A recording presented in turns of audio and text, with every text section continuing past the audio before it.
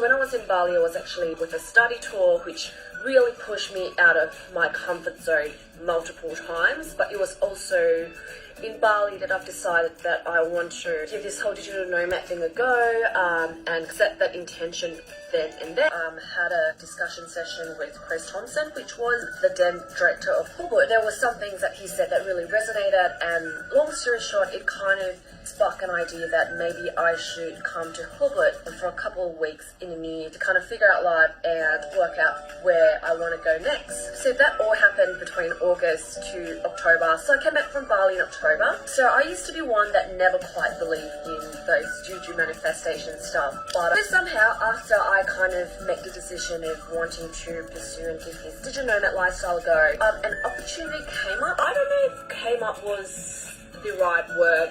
It was more of I'm lost for words. I don't know how real to put that. So essentially what happened was, after I decided to pursue and give this digital nomad thing a go, I kind of spotted this opportunity to go to Hong Kong for work. So it wasn't presented there for me like, hey, do you want to go to Hong Kong for 5 days for work? It was more of a good friend of mine who was working in the same publication with me at that time was going to Hong Kong, and I pretty much self-invited myself. Thank you, Michelle. But long story short, I managed to go on a work trip to Hong Kong for 5 days, and it was one of the best trips because it has been such a long time since I went back to North Asia, and it was such an eye-opening experience. 2.5 months after my breakup was actually the time that I travelled the most and also got my first taste of, I suppose, the digital nomad lifestyle. And since then, it has really been at the back of my mind of, you know, wanting to be really location independent. I love Sydney, and Sydney will always be home, but I think I started to crave for some sort of changes and different environment, which brought me back to Bali in January this year. Long story short, following that meetup with Chris Thompson, kind of exchanged emails, and he pretty much, in a way, held me accountable, and I ended up heading to Bali for 3 weeks at the start of this year, which again was one of the greatest decisions I've made. I had a few freelance contracts that I've just finished up, and I know it's probably not scary to some of you, but for me it was something that I would have never have done probably even a year ago, because I don't really have 3 contracts secured to make sure that I have, you know, income coming in for the next 2 months. I don't know what to expect in Ubud because, well, I don't ride a bike, but it has been amazing, and I am missing Ubud every day, and also the amazing people that I've met there. I think money's on the table that someone is plotting for a return to Bali. Follow your heart more, or your spiritual self. I know, it sounds so juju, and I used to be the person that goes, what spiritual, what manifestation? They're all, you know, bullshit. And one of the things that really struck me was quadrant of human self. There's the intellectual side, the spiritual side, I think physical and kinesiology. I need to do more research into that. But for now, what I'm going to focus on is the intellectual self and the spiritual self. The intellectual self is essentially what your beliefs, what you've been brought up with, what you know, what you learn. So it's kind of like the logical side, or what you should do out of you.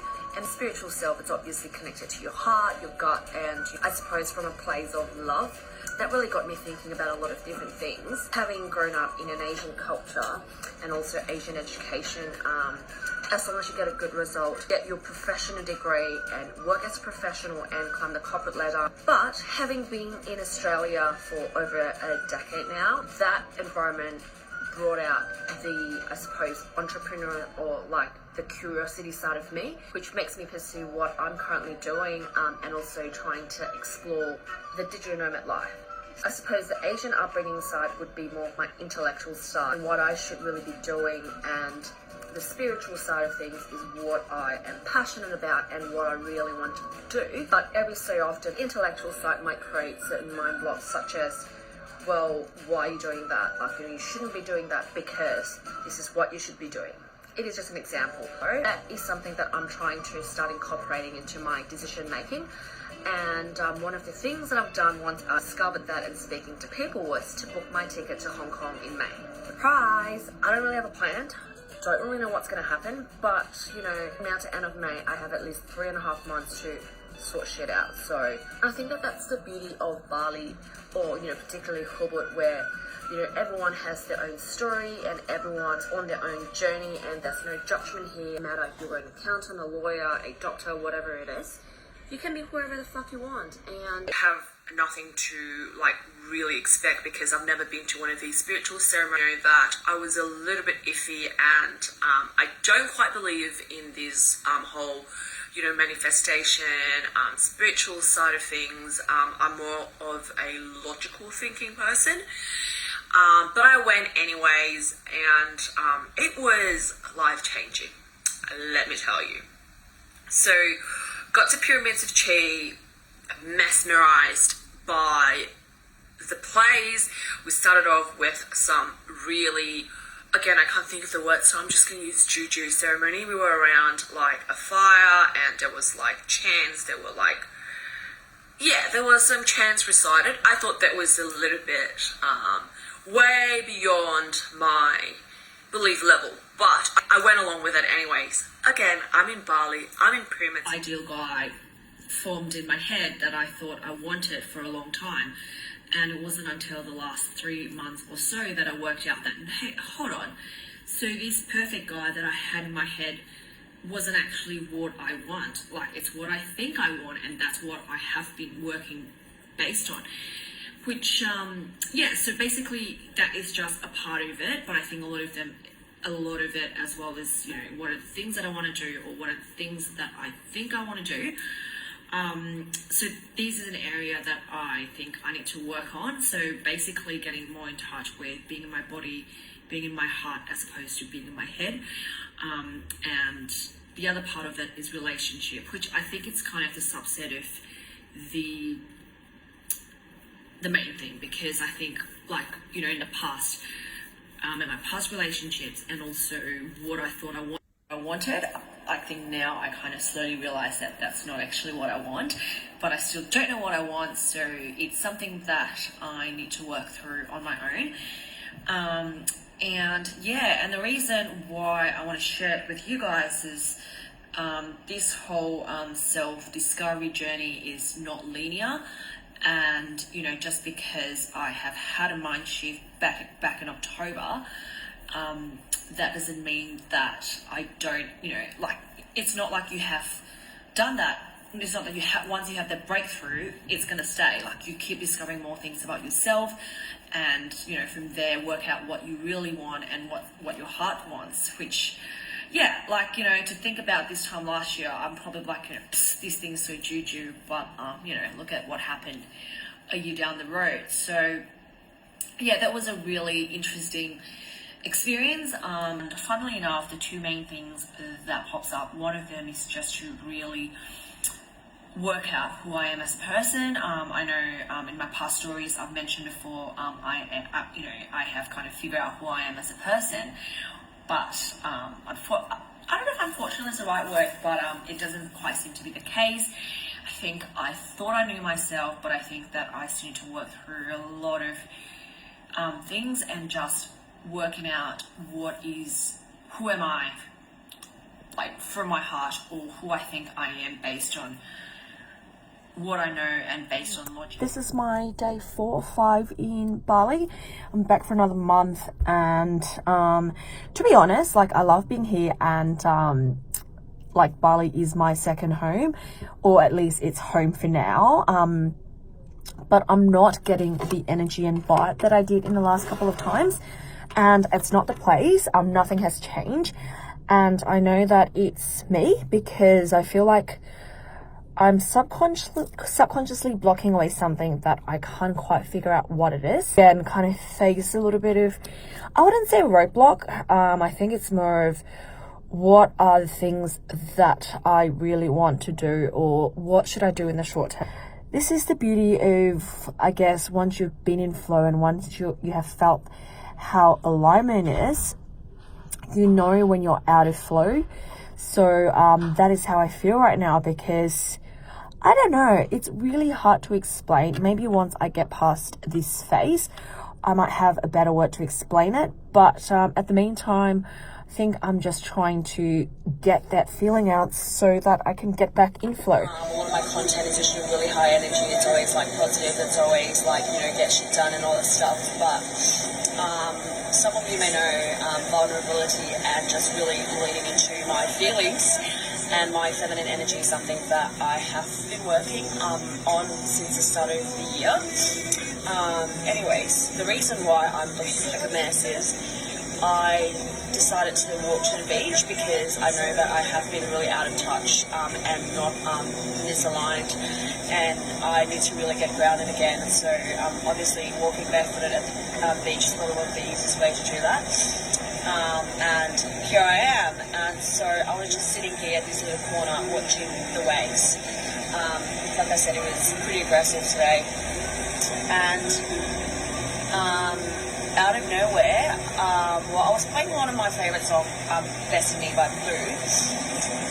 I just started bawling, like properly crying my eyes out for no reason, because, well, the reason why I said no reason is because when I was watching the waves, I was not, like, there was no thoughts, a particular incident or an event that was playing through my head. I was just, you know, being present at that time, and there's this flash of emotion just came rushing to me, which, again, I am, you know, I can't explain what it is. This has happened to me a couple of times. Deep down, I think you do want specific validation from them, and I just wish that sometimes I get the same validation from them as I would when I got mine.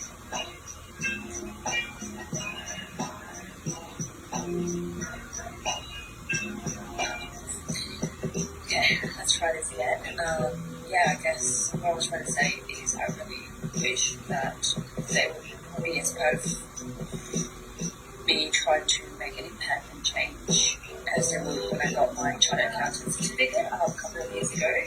Like, I'm not discounting that one is easier than the other, or I put in more work in one or the other. I think they're both great achievements, but my purpose in life has changed. There is a way out for us because they are your parents, and I know they're coming from a place of heart, like love, but you know, this is something that I need to work out on my own on how to work through the communication and how to explain to them I'm here, because I wish that they have the same understanding of what I need to go through here in Bali, and unfortunately I think it's not the case because we are from two different generations and not everyone has the open mind.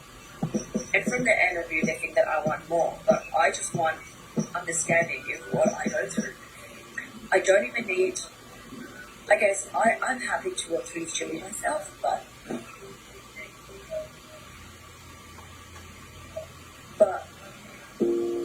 so now, because I block on my heart, and when I say I had a block, like, I had to put my hand here, and it literally felt like I had a massive lump. Like, the first thing that came to my mind was, do I need to get checked for breast cancer? And I was in that process of trying to get out of my head and really into my body and into my heart. Long story short, that's how I felt, and somehow my right hand got drawn to put on my heart. And for those of you who aren't aware, your left hand is your receiving hand, your right hand is something that you give. So when I put it on top, I was like, it took me a while, but I started tearing. And halfway through that, I had like a massive realization where, you know, in order for me to break down the block or break through the energy or break through the fence that I've had around, like the gut, like I guess my emotional armor, like I have to give myself love. And how I get into that conclusion is because, you know, like trusting myself and just really self-love was something that I have been working through the past month. I can go on and on about that, like on a separate video on how we all think that we love ourselves, but we don't actually do.